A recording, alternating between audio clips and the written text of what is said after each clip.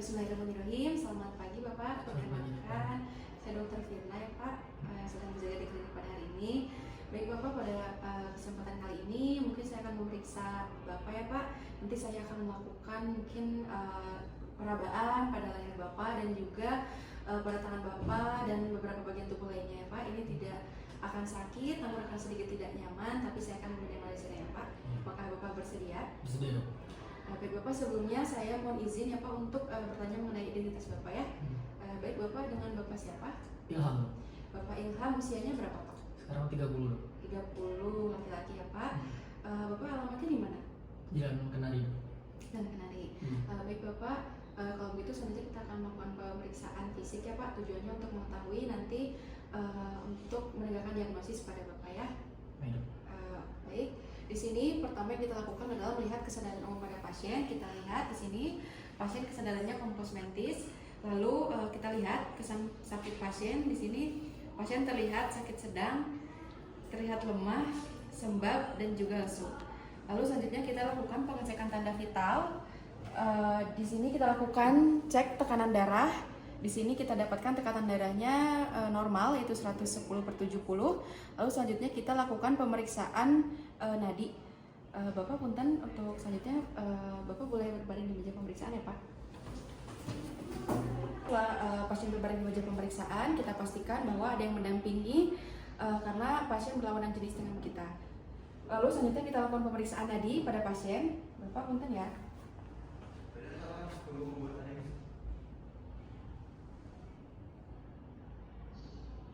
Di sini didapatkan nadi pada pasien 60 kali per menit. Lalu selanjutnya kita cek laju pernapasan pada pasien. Kita lihat dari bagian ujung kaki. Lalu kita hitung laju pernapasannya.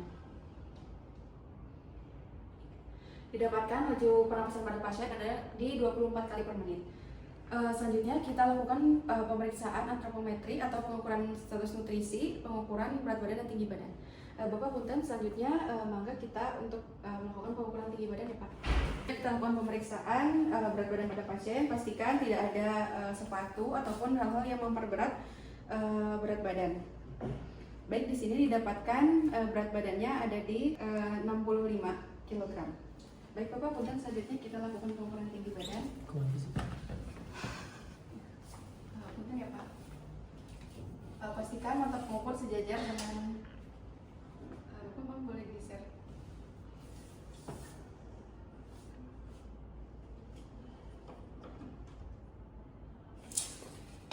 Tinggi pada pasien didapatkan 160 cm. Bapak boleh duduk kembali di kursi. Selanjutnya kita lakukan inspeksi pada pasien. Kita lihat di sini pada bagian wajahnya, apakah terdapat retraksi pada kelopak matanya yang menandakan itu gejala hipertiroid. Kemudian kita lihat pada bagian kelopak matanya. Di sini kelopak mata pasien terlihat terjatuh atau tertutup atau disebut juga sebagai lagophthalmus. Itu menandakan bahwa pasien mengalami hipotiroid. Kemudian kita lihat di periorbitalnya atau sekitar matanya apakah terdapat edem. Di sini tidak terdapat. Kemudian kita lihat juga pada bagian matanya apakah terdapat adanya penonjolan atau exophthalmos. Lalu kita lihat pada wajahnya apakah terdapat puffy face. Di sini pasien terlihat ada sedikit puffy face. Lalu kita lihat apakah pasien ini memiliki suara yang husky voice atau suaranya serak. Bapak punten boleh bilang A gitu ya Pak, yang agak lama. Baik, di sini didapatkan dari suara pasien ada sedikit suara serak atau husky voice. Kemudian kita lakukan inspeksi pada leher. Kita lihat pada bagian lehernya. Kita lihat pada bagian kulitnya apakah terdapat adanya jaringan parut di sekitar leher. Kemudian apakah terdapat benjolan.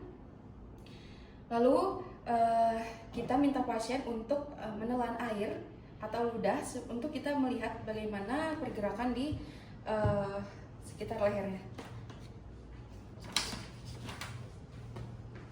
Skip. Ya, silakan minum Pak. Nah, di sini kita lihat ketika pasien menelan. Lalu selanjutnya kita lakukan palpasi pada bagian tiroid. Pastikan tangan kita bersih. Selanjutnya kita lakukan pemeriksaan palpasi pada bagian tiroid. Kita raba untuk meraba lobus bagian kanan. Kita pastikan jempol kanan berada di lobus sebelah kanan. Lalu kemudian kita letakkan jari jempol tangan kiri di bagian lobus sebelah kiri. Lalu kita rotasikan. Kemudian kita lakukan sebaliknya.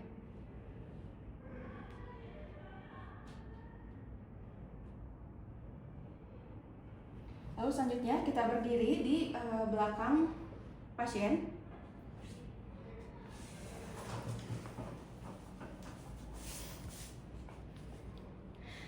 Bapak punten, boleh kepalanya untuk sedikit menunduk ya Pak. Kita minta pasien untuk kepalanya sedikit menunduk supaya otot sternocleidomastoidnya ini rileks. Lalu kita letakkan jari telunjuk kedua tangan. Bapak punten ya. Tunjuk kedua tangan di bawah cartilago cricoid. Lalu jari ketiga dan keempat mengikuti setelah jari telunjuk. Bapak punten, boleh untuk minum lagi ya Pak?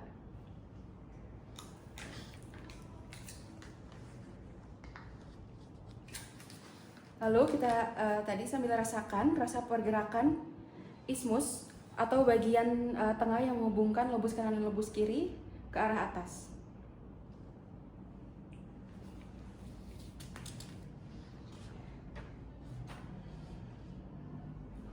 Lalu selanjutnya kita auskultasi.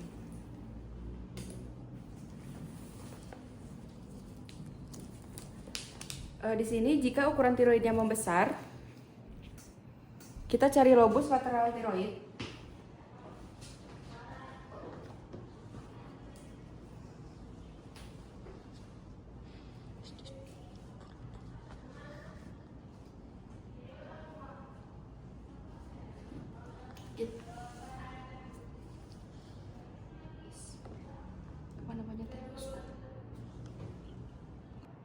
Selanjutnya kita lakukan auskultasi pada bagian lateral tiroid.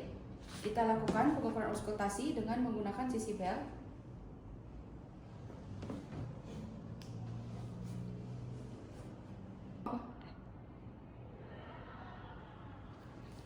Selanjutnya kita lakukan pengukuran tiroid. Di sini kita sediakan kertas mika bening. Lalu kita letakkan kertas mika bening ini di depan lokasi tiroid pasien.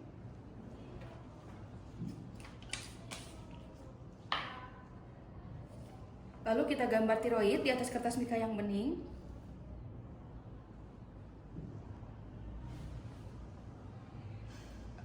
Pastikan tidak menyentuh kulit pasien.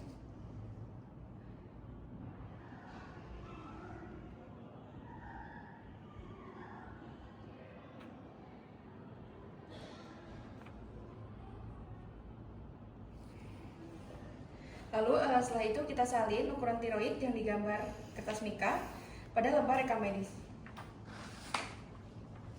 Selanjutnya kita palpasi kelenjar getah bening. Kita lakukan pengecekan di bagian submandibular. Kita ukur dari sepertiga upper lateral otot sternocleidomastoid. Lalu kita menjalar ke bagian sepertiga medial lateral, kemudian kita ke sepertiga lower lateral dari otot sternocleidomastoid. Kemudian kita cek di bagian belakang leher atau di belakang otot sternocleidomastoid, apakah terdapat pembesaran kelenjar getah bening atau tidak. Baik Bapak, selanjutnya kita kembali lagi ya Pak ke meja pemeriksaan. Baik, selanjutnya kita lakukan pemeriksaan untuk mengecek denyut jantungnya melalui nadi. Punten ya.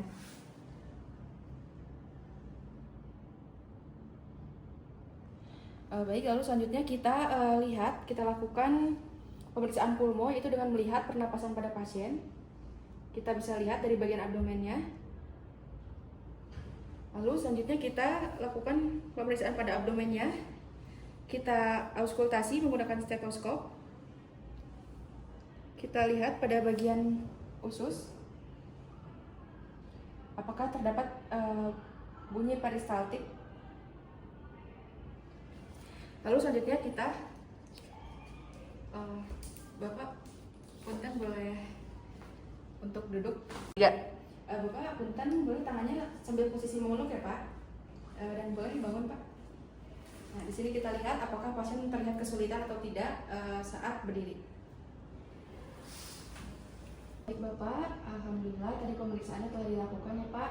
Berdasarkan hasil pemeriksaan tadi pada Bapak ini mulai dari pemeriksaan nadi, tadi Bapak ini terhitung di 60 kali per menit ya Pak. Itu menandakan namanya bradikardia Pak. Lalu untuk laju pernapasannya tadi di 24 kali per menit. Kemudian tadi pada saat dilakukan cek di bagian tiroid terdapat pembesaran ya Pak. Bentuknya itu konsistensinya kenyal, tapi tadi tidak terasa nyeri ya Pak? Tidak. Tidak terasa nyeri. Lalu kemudian tadi juga saya telah melakukan inspeksi pada bagian mata ya Pak. Pada kelopak mata Bapak ini terlihat seperti terjatuh dan menutup. Lalu untuk diagnosis sementara ya Pak, ada kemungkinan Bapak ini mengalami resiko hipotiroid ya Pak. Untuk itu mungkin untuk lebih lanjut, pemeriksaan lebih lanjut dan untuk penegakan diagnosisnya yang pasti mungkin nanti akan dilakukan pemeriksaan penunjang ya Pak.